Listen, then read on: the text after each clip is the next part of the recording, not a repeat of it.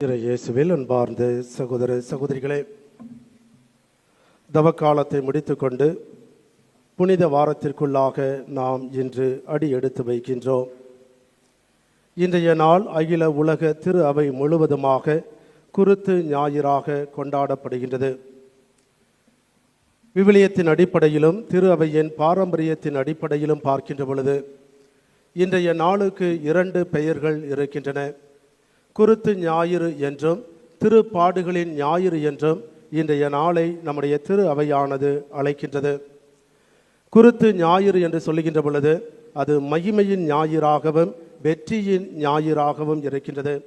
காரணம், விவிலியத்தின் அடிப்படையிலே நாம் பார்க்கின்ற பொழுது, லேவியர் புத்தகம் மற்றும் திருவெளிப்பாடு புத்தகத்திலே நாம் பார்க்கின்ற பொழுது, குருத்தோலை என்பது மகிமையின் அடையாளமாகவும் வெற்றியின் அடையாளமாகவும் இருக்கின்றது. எனவே குருத்து ஞாயிறு என்று சொல்லுகின்ற பொழுது இந்த ஞாயிற்றுக்கிழமையானது மகிமையின் ஞாயிறாக வெற்றியின் ஞாயிறாக அழைக்கப்படுகின்றது. ஆண்டவர் இயேசு கிறிஸ்து மகிமையோடு ஆரவாரத்தோடு எருசலேமுக்கு தன்னுடைய வெற்றியை நோக்கி சென்றார் என்று நம்முடைய திரு அவை நம்புகின்றது.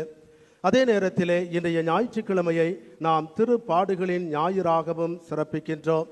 திருப்பாடுகள் என்பது துன்பத்தை குறிக்கின்றது. ஆண்டவர் இயேசு கிறிஸ்துவுடைய துன்பங்களையும் அவர் பட்ட வேதனைகளையும் பாடுகளையும் நமக்கு சுட்டி காட்டுகின்றது.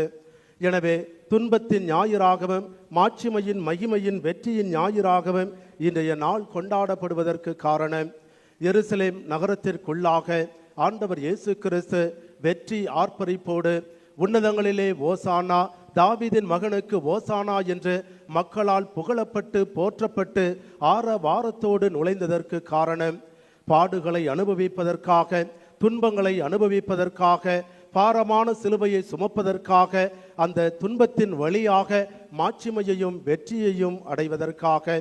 எனவே இந்த புனித வாரமானது நம் அனைவரையுமே எருசலேமில் நடந்த எல்லா நிகழ்ச்சிகளையும் அசை போட்டு பார்க்கவும் தியானிக்கவும், அந்த ஆண்டவர் இயேசு கிறிஸ்துவுடைய பாடுகளின் வழியாக நம் அனைவருக்கும் கிடைத்த மாட்சிமையிலும் மகிமையிலும் வெற்றியிலும் முழுமையாக பங்கெடுக்கவும் அழைப்பு கொடுக்கின்றது. அன்பார்ந்த சகோதர சகோதரிகளே, இன்றைய நற்செய்தியின் அடிப்படையிலே பார்க்கின்றோம், ஆண்டவர் இயேசு கிறிஸ்து தன்னுடைய வாழ்க்கையின் இறுதி கட்டத்திலே எருசலேம் நகருக்குள்ளாக நுழைகின்றார். எதற்காக நுழைகின்றார்? சாவை எதிர்கொள்வதற்காக. அப்படி நுழைகின்றவர் வெற்றி ஆர்ப்பரிப்போடு பவனியாக செல்லுகின்றார். அவர் பவனியாக எப்படி செல்லுகின்றார் என்று பார்க்கின்ற பொழுது ஒரு கழுதையின் மேல் பவனியாக செல்லுகின்றார். கழுதையிலே அமர்ந்து கொண்டு அவர் பவனியாக செல்லுகின்றார். இன்னைக்கு கழுதைக்கு மதிப்பு இருக்கா? நம்ம ஊரில் மதிப்பு இருக்கா? கழுதைனாலே எல்லாருக்கும் இலக்காரம். கழுதையை பார்த்துருக்கீங்களா? ஆனால் இந்த தலைமுறை சின்ன பிள்ளைங்களாம் பார்த்தாங்களான்னு தெரியல. கழுதை என்ற ஒரு விலங்கினம் இன்று அழிந்து கொண்டிருக்கின்றது.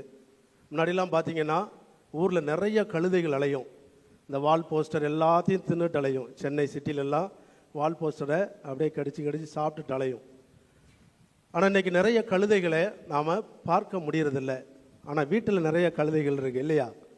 பிள்ளைகளெல்லாம் போ கழுதை, அட கழுதை உட்காரு, வெளியே போ கழுதை அப்படி திட்டுறோம். வீடுகளில் நிறைய கழுதைகள், நாம் பெத்த பிள்ளைகளை கழுதை என்று நாம் அழைக்கிறோம். இந்த கழுதையை பார்க்கின்ற பொழுது நிறைய சுமைகளை சுமக்கும், பொதிகளை சுமக்கும். ஆனால் அது கத்துனா காது கிழிஞ்சு போகும், ஒரு மாதிரி கத்தும். அதனால தான் சொல்லுவோம், சில பேர் பாட்டு பாடினா ஏன் கழுதை மாதிரி கத்துற, ஏன் கழுதை மாதிரி கத்துற, எல்லாரும் ஓடி போயிட போகிறாங்க அப்படின்னு சொல்லுவோம்.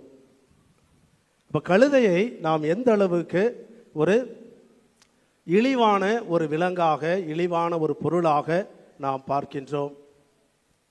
கழுதை என்பது ஆண்டவருடைய கரத்திலே உயர்த்தப்பட்டதாக இருக்கின்றது. சில கடைகளில் போட்டிருப்பாங்க, கழுதை படத்தை போட்டு என்னை பார் யோகம் வரும். அது யாருக்கு யோகம் வரும்?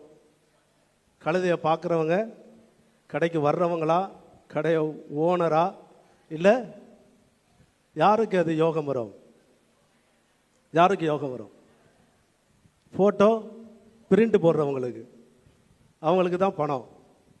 ஆனால் இன்றைய குருத்து ஞாயிற்றின் அடிப்படையிலே, வழிபாட்டின் அடிப்படையிலே நாம் பார்க்கின்ற பொழுது யோகம் வந்தது கழுதைக்கு தான். கழுதைக்கு தான் ஒரு பெரிய யோகம், பெரிய லக்கு. என்ன லக்கு? ஆண்டவர் இயேசுவை சுமக்கின்ற ஒரு பாக்கியத்தை, ஒரு யோகத்தை கழுதை பெற்றிருக்கின்றது. அந்த கழுதையின் மீது அமர்ந்தவராக ஆண்டவர் இயேசு கிறிஸ்து பவனியிலே செல்லுவதை நாம் பார்க்கின்றோம். விவிலியத்தின் அடிப்படையிலே பார்க்கின்ற பொழுது கழுதை என்பது ஒரு அமைதியின் அடையாளமாக இருக்கின்றது. அரசர்கள் முதல் புத்தகம் 1வது அதிகாரம் 38 மற்றும் 39வது வசனங்களிலே நாம் பார்க்கின்ற பொழுது, தாவீது மன்னனுக்கு அடுத்தபடியாக சாலமோன் மன்னன் இஸ்ராயேல் மக்களுடைய அரசராக திருநிலைப்படுத்தப்பட இருக்கின்றார். அப்படி திருநிலைப்படுத்தப்பட இருக்கின்ற பொழுது இறை வாக்கினர்களும் நீதிமான்களும் அந்த சாலமோனை கோவேரி கழுதையில் ஏற்றி அந்த அபிஷேகம் செய்கின்ற இடத்திற்கு அவரை அபிஷேகம் செய்வதற்காக அழைத்து சென்றார்கள் என்று திருவிவிலியமானது நமக்கு சுட்டி காட்டுகின்றது. சாலமோன் என்பதற்கு விவிலியத்திலே சமாதானம் என்று பொருள். ஆக அந்த கழுதையின் மீது அந்த சமாதானத்தின், அமைதியின் அரசரை ஏற்றுவதன் வழியாக அந்த கழுதையானது சமாதானத்தின் அடையாளமாக இருப்பதை விவிலியத்திலே நாம் பார்க்கின்றோம். மேலும் விவிலியத்திலே கழுதையை பற்றியும் அந்த கழுதையின் மீது ஆண்டவர் இயேசு கிறிஸ்து மெசியா வருவார் என்றும் பழைய ஏற்பாட்டிலே சொல்லப்பட்ட இறை வார்த்தையானது இன்றைய நாளிலே நிறைவேறுவதையும் நாம் பார்க்க முடிகின்றது.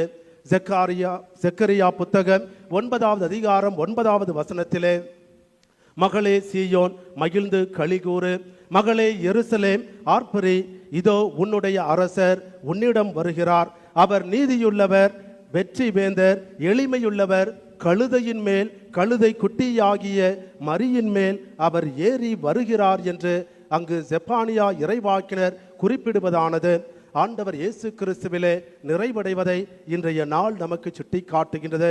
ஆம் அன்பார்ந்த சகோதர சகோதரிகளே, ஆண்டவர் இயேசு கிறிஸ்து அமைதியின் அரசராக, அமைதியின் அடையாளமாக இருக்கின்ற அந்த கழுதையின் மீது ஏறி வருகின்றார். அரசர்களும் படைவீரர்களும் குதிரைகள் மீது ஏறி வருவார்கள். அப்படி ஏறி வருகின்றவர்கள் மற்றவர்களை அழித்தொழிப்பார்கள். தங்களுக்கு தேவையான எல்லா விதமான பொருட்களையுமே அவர்கள் சூறையாடுவார்கள். ஆண்டவர் இயேசு கிறிஸ்து அப்படி குதிரையின் மீது அவர் பவனியாக வரவில்லை. மாறாக அமைதியின் அடையாளமான, சமாதானத்தின் அடையாளமான, ஒற்றுமையின் அடையாளமான அந்த கழுதையின் மீது ஏறி வந்து, நான் சமாதானத்தை உருவாக்க வந்தவன், அமைதியின் அரசராக இந்த உலகத்திற்கு வந்தவன் என்பதை சுட்டி காட்டுவதை நாம் பார்க்க முடிகின்றது. அன்பார்ந்த சகோதர சகோதரிகளே, ஆண்டவர் இயேசு கிறிஸ்துவுடைய வாழ்க்கையிலே பார்க்கின்றோம், அவர் எத்தனையோ பயணங்களை மேற்கொண்டிருக்கின்றார். ஆனால் குறிப்பாக 2 பயணங்களை அவர் கழுதையின் மேல் மேற்கொண்டார் என்று விவிலியத்தின் அடிப்படையிலே நாம் பார்க்க முடிகின்றது. முதலாவதாக ஆண்டவர் இயேசு கிறிஸ்து மேற்கொண்ட பயணம் லூக்கா நற்செய்தி 2வது அதிகாரம் 4வது வசனத்திலே சொல்லப்படுகின்றது. அங்கு கன்னி மரியாள் ஆண்டவர் இயேசுவை கருத்தரித்திருக்கின்றார்கள். அப்படிப்பட்ட சூழ்நிலையிலே அகுஸ்து சீசர் தன்னுடைய நாடு முழுவதுமாக மக்கள் தொகை கணக்கெடுக்கப்பட வேண்டும் என்ற ஆணை பிறப்பித்த பொழுது புனித யோசேப்பு கருத்தாங்கிய கன்னி மரியாவை அந்த கழுதையின் மேல் ஏற்றி தன்னுடைய சொந்த ஊரான பெத்லகேம் என்ற தாவீதின் ஊருக்கு சென்றார் என்று நற்செய்தியானது நமக்கு சுட்டி காட்டுகின்றது. ஆக ஆண்டவர் இயேசு கிறிஸ்து முதலாக தன்னுடைய தாயின் கருவிலே இருக்கின்ற பொழுது, குழந்தையாக இருந்த பொழுது கழுதையின் மீது அவர் பயணப்பட்டிருக்கின்றார்.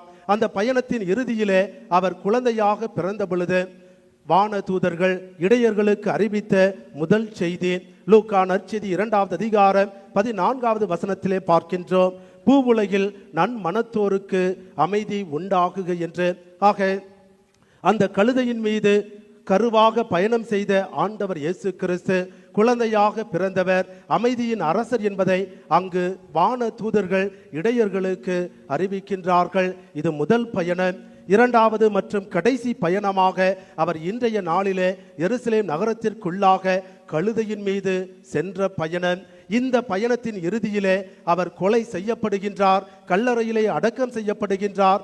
அடக்கம் செய்யப்பட்டவர் 3வது நாள் உயிர் தெழுந்து தன்னுடைய சீடர்களுக்கு காட்சி அளிக்கும் பொழுது முதலாக அவர் கூறிய வார்த்தை, உங்களுக்கு அமைதி உரித்தாகுக.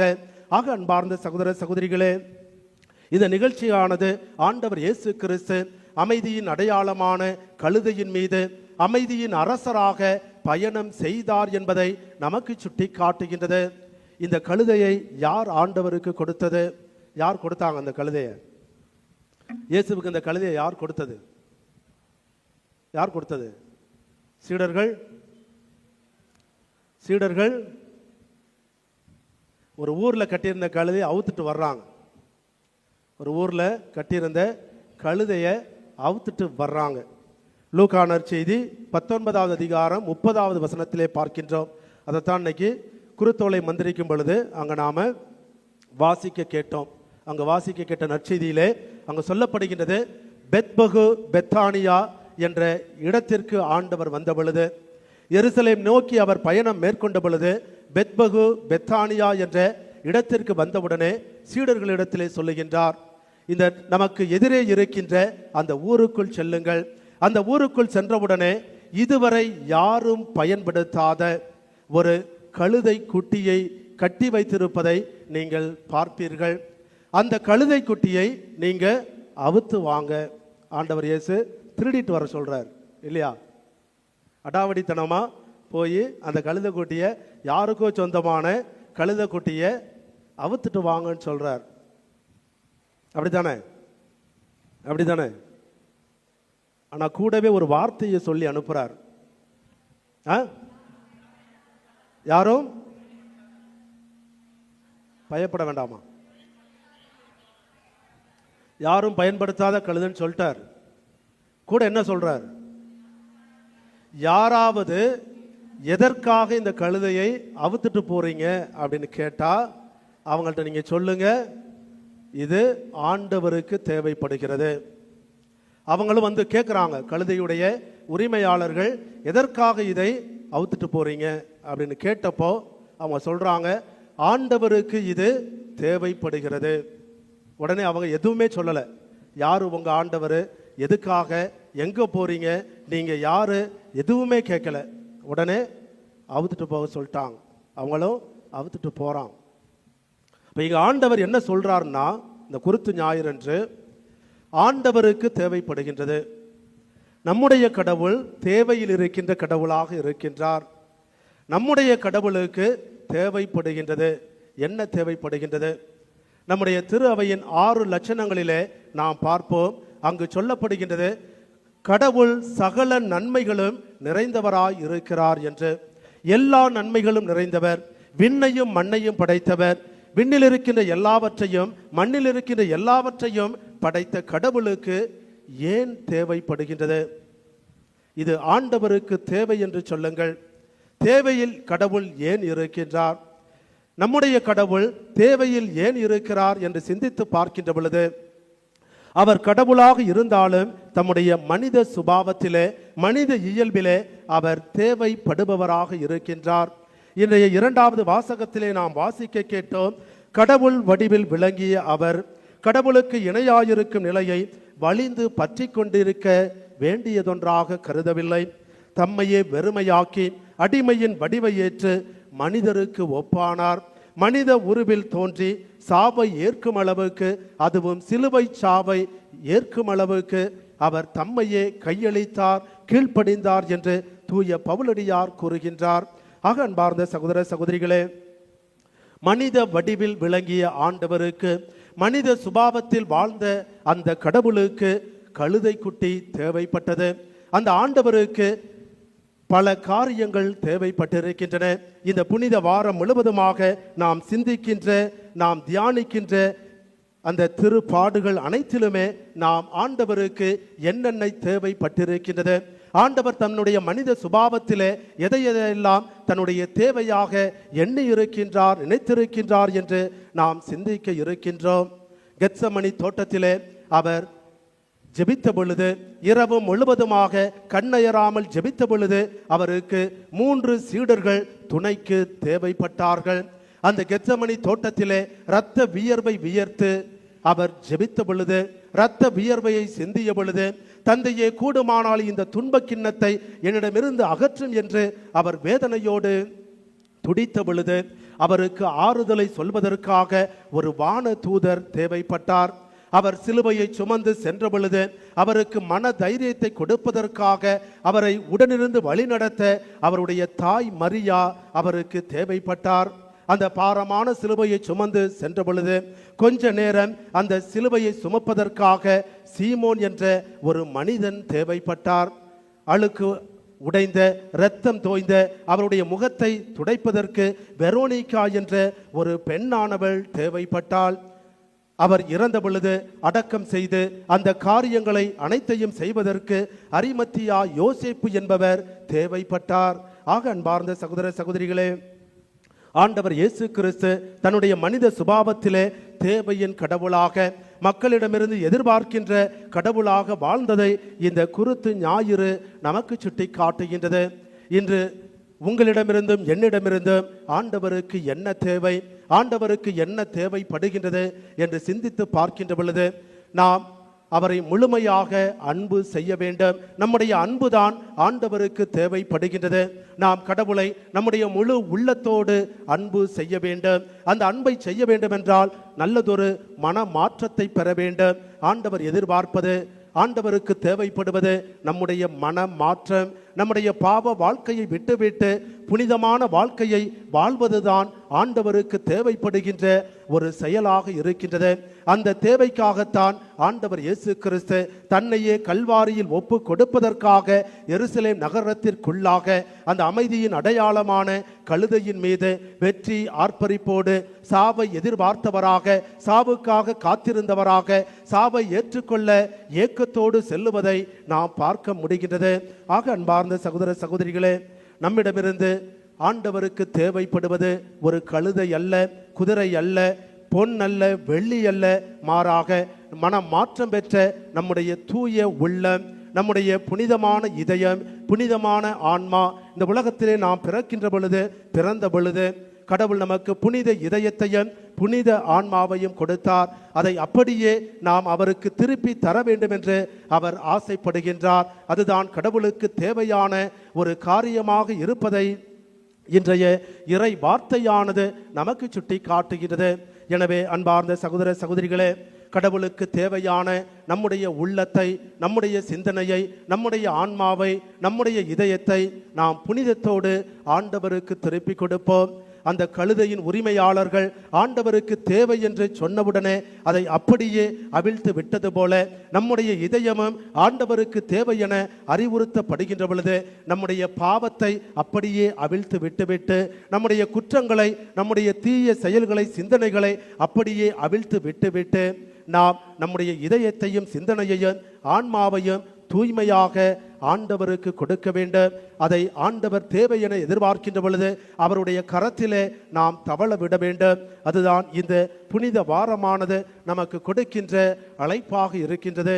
எனவே அன்பார்ந்த சகோதர சகோதரிகளே, இந்த புனித வாரம் முழுவதுமாக ஆண்டவர் இயேசு கிறிஸ்துவுடைய திருப்பாடுகளையும் துன்பங்களையும் சிந்திக்க இருக்கின்ற நாம் நம்முடைய பாவங்களுக்காகவும் மனம் வருந்தி, அந்த ஆண்டவருக்கு விரோதமாக செய்த எல்லா குற்றங்களுக்காகவும் மனம் வருந்தி, நல்லதொரு பாவ சங்கீர்த்தனம் பெற்று நல்லதொரு மன மாற்றத்தை பெற்றுக்கொண்டு ஆண்டவருக்கு தேவைப்படுகின்ற நம்முடைய இதயத்தையும் ஆன்மாவையும் சிந்தனையையும் உள்ளத்தையும் தூய்மையாக அவருக்கு காணிக்கையாக்க முயற்சி செய்வோம். அதற்கான வரம் வேண்டி தொடர்ந்து இந்த நாளிலே சிறப்பாக ஜெபிப்போம். ஆமேன்.